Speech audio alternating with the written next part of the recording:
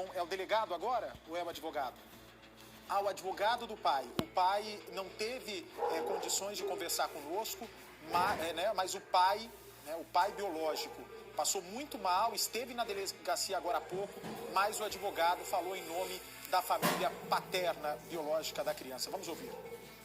Então, o pai ele se encontra em forte desespero e procurou nos serviços aqui para a gente poder estar fazendo a representação, né, e está esclarecendo com relação ao menor Natan, né, que tudo leva a crer, agora passando essa primeira fase para a família, o sepultamento, a gente veio colher mais informações e aonde que a gente acredita na inocência do menor, né, já vista que tudo, né, leva a crer, tanto a mãe biológica quanto o padrasto forçaram, né, acabou se envolvendo nessa situação. Só que acreditamos que ele não tenha a culpa, né, ele não praticou nenhum ato criminal, né, e eventualmente teve essa corrupção, né, e essa coerção irresistível que foi praticada contra ele. Inclusive, ele é mais uma vítima da monstruosidade praticada por esse casal. E o pai veio hoje aqui, me contratou, para a gente estar defendendo ele e está buscando, né, reintegrar ele de volta ao seio, né, familiar, onde que ele não deveria ter saído. Eu já vi isso aqui, nos relatos que a gente tem que fazer praticamente um ano, né, que a mãe estava privando, né, e ele estava fazendo essa visita, né, para as crianças, tanto ele quanto os outros dois irmãos biológicos, né, da vítima. Um já está com ele, que ele pegou ontem, e o outro a gente está tentando aqui esclarecer, né, e auxiliar também, né, a polícia nas investigações para estar esclarecendo isso aí. Só que todos os indícios apontam que o menor que está hoje vestido, né, também foi mais uma vítima das monstruosidades praticadas pelo casal. Peraí, deixa eu conversar com o Márcio Cecílio, que está lá em Brasilândia. Tá me ouvindo, Márcio? Oi. Ô, Márcio, parabéns pelo trabalho aí. Obrigado pela colaboração com Cidade Alerta, viu, Márcio Cecílio? Imagina, eu que agradeço a atenção aí e a responsabilidade sobre o assunto. Na entrevista com o advogado, me corrija se eu estiver errado, o advogado do pai biológico quer a guarda da criança de 13 anos? Sim, pelo que eles alegam que o menino estava falando sobre ter sido coagido a fazer aquilo, que chegou a fugir 2 quilômetros de matar a criança. Então, eles estão tentando retirar essa acusação do adolescente e fazendo com que ele vá junto do pai, que o pai não conseguia ver o filho fazia um tempo já. Márcio, que tanta certeza tem o pai da criança, o pai biológico, que o menino de 13 anos, pelo que eu entendi, ele sabia que estava indo até esse local para pelo menos dar uma surra na irmã. Ou seja, só de dar uma surra já é uma maldade tremenda. Como é que ele quer a guarda de uma criança que ele nem tem certeza se fez isso ou não por vontade própria? Então, na verdade, ele não soube dizer isso exatamente, porque falou que... Só que o adolescente falou que não tinha nada a ver com a história, mas que iriam colher um novo depoimento dele. Entendi. Agora, me fala uma coisa, Brasilândia é um município grande, pequeno? Entendi. Quantos habitantes tem Brasilândia? Brasilândia tem a média de 12 mil habitantes.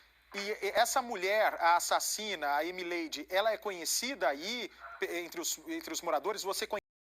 Eu, particularmente, eu já tinha visto na cidade, conhecer mesmo, eu não a conhecia. Não sabia quem era a pessoa, porque até onde eu sei, ela mora na cidade fazem pouco tempo, já que ela era se eu não me engano, de Água Clara, e a família era de Selvíria. E ela faz o que aí? Você conseguiu descobrir com que ela trabalha, com que ela vive? Não, pelo que me disseram, ela era do lar e o marido dela trabalhava numa empresa, se eu não me engano, localizada em Três Lagoas. Esse André, então, quer dizer, Três Lagoas é a cidade maior da região, ele todo dia, o André? Acredito que seja isso. Certo. Agora, o que se fala aí na cidade? Que ela matou a criança por ciúmes, por saber que o marido tinha interesse sexual na enteada, ou ela matou porque tinha medo que a Gabriele contasse para outras pessoas dos abusos sexuais dentro da casa? Ô, Baixo, na verdade, muitas pessoas, muito burburinho, né? A cidade de Brasilândia está polvorosa, está assim, absurdada em relação à situação, porque é uma coisa assim jamais vista e imaginada numa cidade tão pequena como a nossa. E as pessoas não sabem exatamente o que dizer em relação ao caso que houve. Na verdade, ela demonstrava mais ciúmes da criança do que qualquer outra coisa, por ter cometido tal frieza. Que horas exatamente ela ligou para a polícia para confessar que fez o crime? Você sabe? Que horas de madrugada? Pelo que o delegado nos falou, meia-noite e alguma coisa, meia-noite e 40, se não me engano, onde estava no boletim de ocorrência, acho que meia-noite e 40, foi quando ela entrou com pedido de boletim de ocorrência.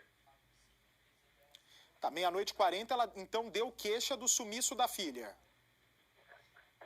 Não, então, pelo que eu entendi, ela meia-noite e 40, ela falou já sobre o assassinato, ela assumiu o assassinato. E vamos lá. Ela então ligou para a polícia, ligou não, foi até a polícia, fez o BO. Aí por volta de meia-noite e pouco que ela liga falando que matou a filha. E aí... Sim, porque... pode falar.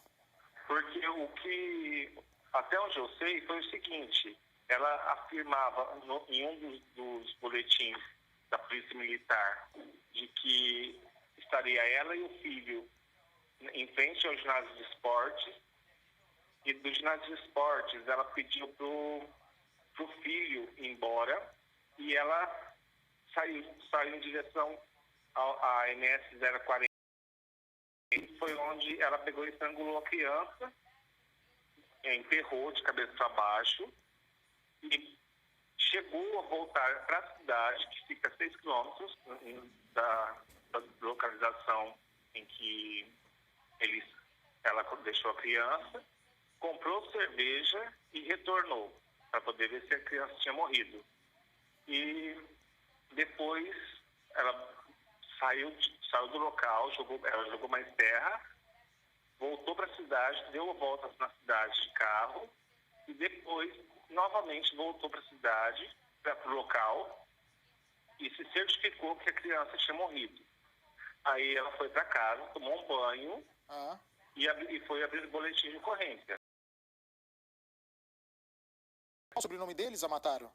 Doutor Tiago Passos, delegado... Fecha mais um pouquinho aqui a imagem, por favor.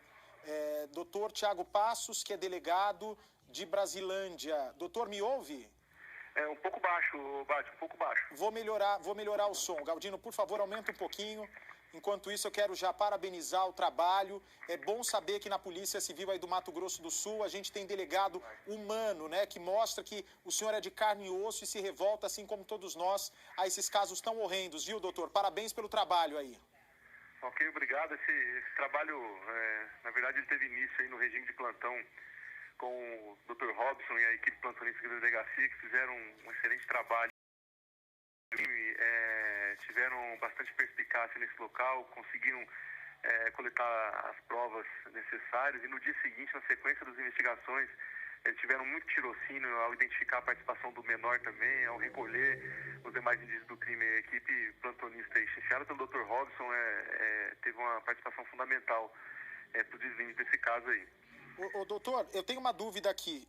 O senhor tem indícios, né? A sua convicção é que ela agiu por ciúmes, porque tinha ciúmes do padrasto ter essa visão sexual para com a enteada, ou seria como uma prova de amor? Olha, como ela ameaçou falar algo ruim sobre você, manchar sua reputação, eu matei ela para mostrar que eu sou apaixonada por você, André.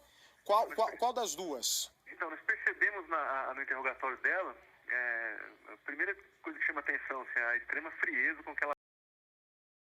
Desde que ela pegou essa criança, colocou no carro, levou até o local, asfixiou, enterrou, enfim, ela demonstra uma absoluta frieza.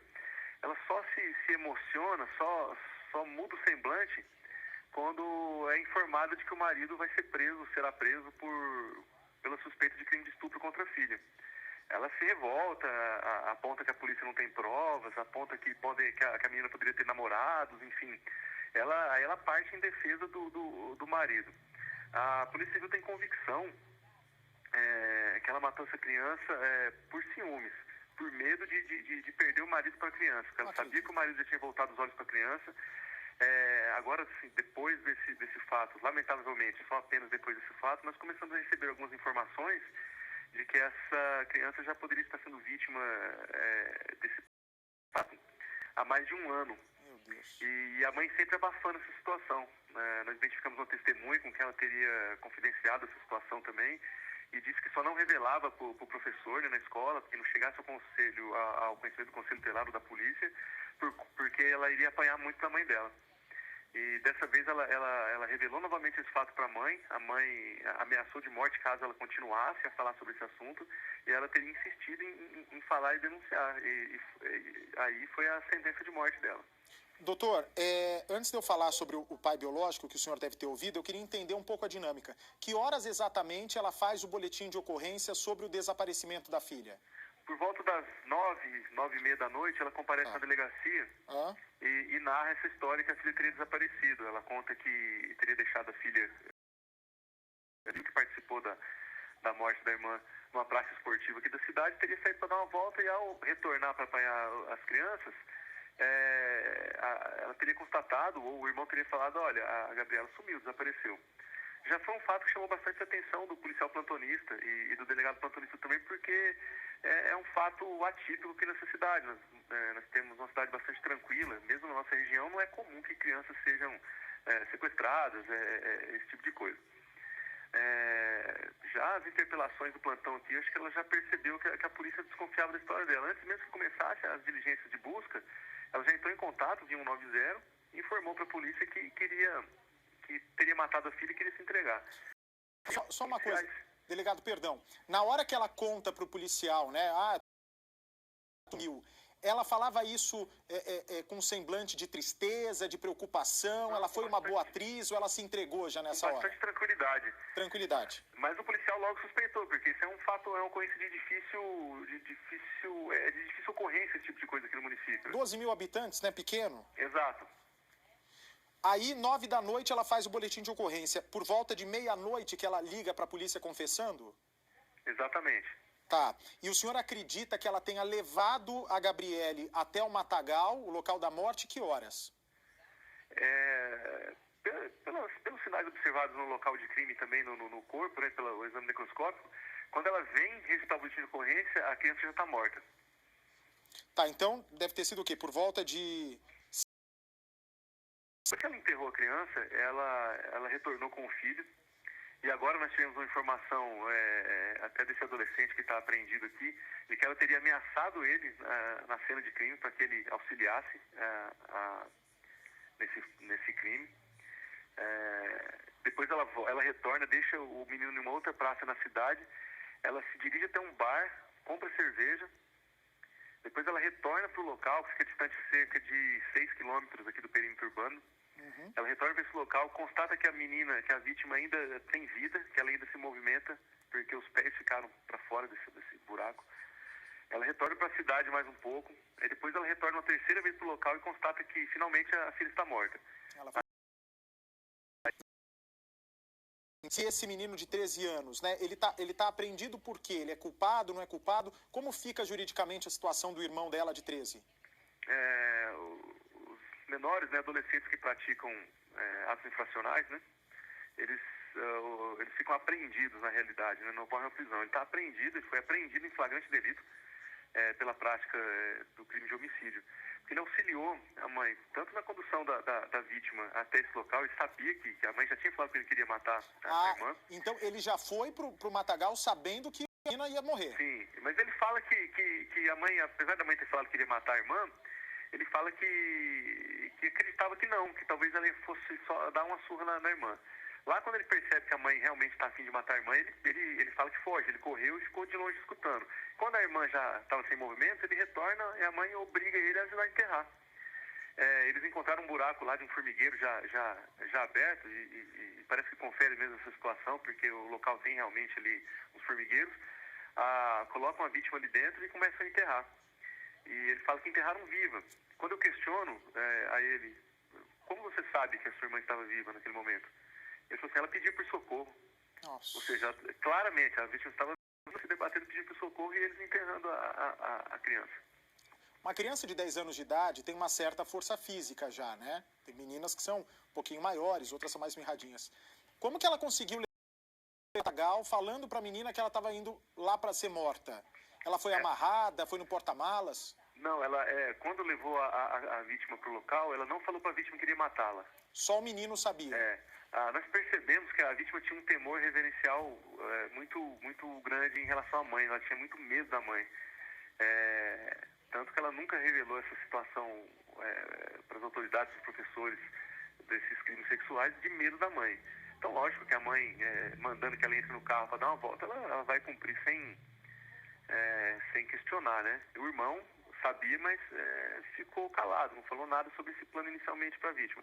Da casa deles até o local do encontro do corpo, andando mais ou menos 10 minutos aí de carro.